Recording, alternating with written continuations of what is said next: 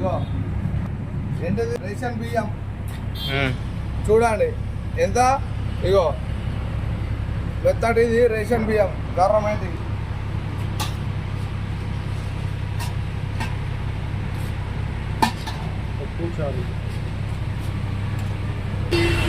ఇగో ఇది పప్పు చూసిరా, ఇది ఈ కార్మికులకు ఈ సంస్థ ఏర్పాటు చేసిన భోజనాలు. అసలు వీళ్ళు రోజు కూలీలు కాదు, వాస్తవంగా వీళ్ళు జీతాలు నెల జీతాలు ఒక్కొక్కళ్ళ జీతం ఎంచుకున్నారంటే లేబర్లకు 15,000 రూపాయల జీతం ఇస్తున్నారు. మరి ఏ చట్ట ప్రకారం ఇస్తున్నారు అనేది ఇంతవరకు దాకా కేంద్ర ప్రభుత్వ ప్రతినిధి కానీ లేదా రాష్ట్ర ప్రభుత్వ అధికారులు కానీ అడుగులు లేదు. కేంద్ర ప్రభుత్వ ప్రతినిధి గొప్పలు చెప్పుకుంటాడు, నేను చేస్తుంటానే ఆర్ఓబి అంటే రైల్వే ఓవర్ బ్రిడ్జ్ నేనే మంజూరు చేసినా, నా హయాంలోనే కంప్లీట్ చేస్తున్నా అంటని గొప్పలు చెప్పుకుంటాడు. కానీ అలా జరుగుతున్న అవకతవకల గురించి మాట్లాడే నాదుడు లేడు. అసలు ఆర్ఓబి రైల్వే ఓవర్ బ్రిడ్జ్ కాంట్రాక్టర్కు ప్రత్యామ్నాయ రోడ్లు ఏర్పాట్లు చేసే బాధ్యత ఉంటుంది. ఎందుకంటే ఆ విషయం అందులోనే ఇంక్లూడ్ అయి ఉంటుంది. కానీ ఇంతవరకు దాకా ఇన్ని ఏళ్ళు అవుతున్నది, ఆ ప్రజాప్రతినిధి రాడు ఇక్కడ.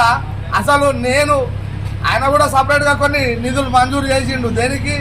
ఇక్కడ ప్రజలు ఇబ్బంది పడుతున్నారు అంటే ఇక్కడ ఉన్న ఒక చోటా లీడర్, ఆ పార్టీకి సంబంధించిన చోటా లీడర్ విన్నవించగానే బడా లీడర్ ఏం చేసిండు, పెద్ద మనసు చేసుకొని నిధులు మంజూరు చేసిండు.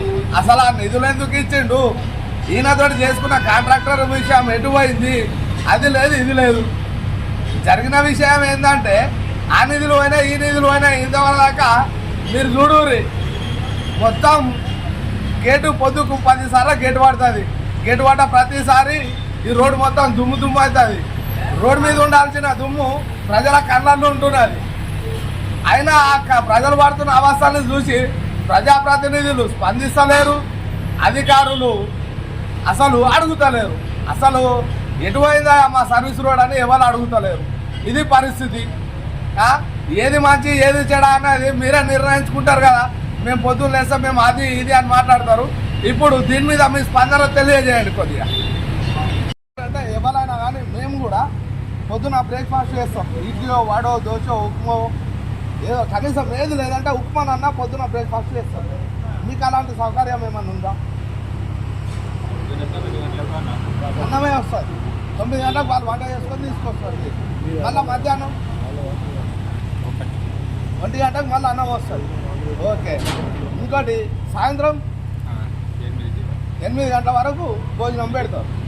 ఇప్పుడు మీరు ఉండు ఎక్కడ ఉంటున్నారు? ఇక్కడ కంపెనీ అంటే మీకు రూమ్లు ఏమన్నా అలాట్ చేసిందా, లేకుంటే వాటి తాత్కాలిక షెడ్ చేసిందా? గుడిసెలు వేసిర్రా?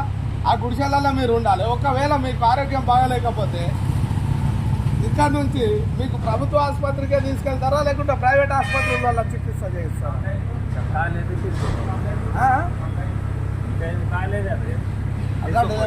తీసుకోపోయి ఒకవేళ మీకు ఇక్కడ సైట్ మీద దెబ్బ తాకిందనుకో దానికి ఏం చేస్తారు మీరు? ఇప్పుడు సాధారణంగా ఇనుప వస్తువులు అవి తీస్తుంటాం, చేతులు తెగిపోతుంటాయి, కాళ్ళకు దెబ్బలు తాకుతాయి, శరీరంలో దెబ్బలు తాకుతుంటాయి. దానికి వైద్యం ఎట్లా చేస్తారు? ఏం పెడతారు?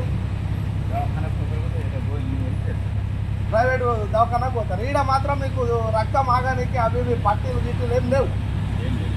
ఇది మిత్రమా, నేను కాదు, ఒక కార్మికుడే చెప్తున్నాడు. ఇక్కడ ఆరోగ్యపరమైన కానీ లేదా ఇక్కడ ఫాస్ట్ ఎయిడ్ కిట్ అనేది కూడా కనీసం ఫాస్ట్ ఎయిడ్ కిట్ ఉండాలి.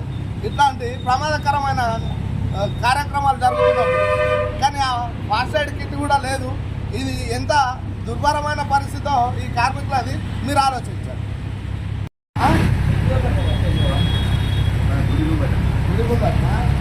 అంటే ఇక్కడ వేరే ఊరా మీరు? తిరుగుతారన్నారా? మరి ఇక్కడ మీరు ఏం పని చేయడానికి వచ్చారు? అంటే అన్న ఇలా మేస్త్రియా లేకపోతే మీరు హెల్పరేనా? అంటే వెల్డింగ్ హెల్పరా లేకుంటే మేజర్ హెల్పరా? ఆ. మీకు రోజు కూలి నెల జీతమా? నెలకు ఒకసారి ఇస్తారు. ఎంత ఇస్తారు? 12 గంటలు నౌకరీ చేస్తే 600 ఇస్తారు. పొద్దున్న ఎన్ని గంటలకు మీరు పని ఎక్కుతారు? పొద్దున 6 గంటలకు పని ఎక్కాలి. పొద్దున 6-7 గంటలకు మీరు పనికి ఎక్కి సాయంత్రం ఎప్పటి వరకు ఉంటారు?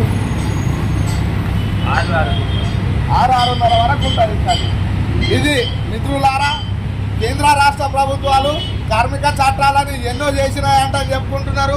కార్మికుల భవిష్యత్తు కోసం, వాళ్ళ భద్రత కోసం మేము ఈ చట్టం చేసినాం, ఆ చట్టం చేసినాం, మేము అట్లా పాలిస్తున్నాం, ఇట్లా పాలిస్తున్నాం, మేము కార్మిక పక్షపాతులం అని చెప్పుకునే కేంద్ర రాష్ట్ర ప్రభుత్వాలు వీళ్ళ శ్రమదోపిడికి ఎంత గురి అవుతున్నారో మీరు ఆలోచించుర్రి. కేవలం 600 రూపాయలు వాళ్ళు డ్యూటీ చేయాల్సింది ఎంత? 12 గంటలు అంటే గంటన్నరకు 100 రూపాయలు. ఈ భాగంతో మీరు రెక్కేసుకోర్రి. వాళ్ళ జీవితాలు ఎంత దుర్భరంగా ఉన్నాయి, వాళ్ళు ఎంత కష్టాన్ని అనుభవిస్తున్నారు. ఇక్కడ కనీసం వర్షం పడితే సరైన సౌకర్యం లేదు, వర్షం వదిలిపెట్టుర్రి. ఒకవేళ పని చేసే సందర్భంలో వీళ్ళకు ఏమైనా గాయాలు కలిగితే కనీసం మెడికల్ ఎక్విప్మెంట్ ఇక్కడ లేదు, మెడికల్ కిట్ అనేది లేదు అంటే ఎన్నో సందర్భాలలో మనం జనగొంతుక ఛానల్ ద్వారా తెలియజేయడం జరిగింది. అయినా అధికారులు నిమ్మకు నీరెత్తినట్టు, దున్నపోతు మీద వర్షం పడ్డట్టు ఇంతవరకు ఎలాంటి చర్యలు తీసుకునడం లేదు. కాంట్రాక్టర్ ఏమని చెప్పు అన్నట్టు, యథా రాజా తదా ప్రజ అన్నట్టు కాంట్రాక్టర్ కూడా అధికారులకు ఎట్లనైతే సోమరిపోతనం ఉన్నదో ఈ కాంట్రాక్టర్ కూడా బాధ్యత రాహిత్యంతో ఈ నిర్మాణం చేస్తున్నాడు. ఒకవేళ ఆయన ఇంత అవినీతికి పాల్పడుతుండంటే రేపు ఈ కట్టడం ఎన్ని రోజులు నిలుస్తుంది అనేది మనం ఆలోచించాలి. ఓకే అండి, థ్యాంక్ యూ.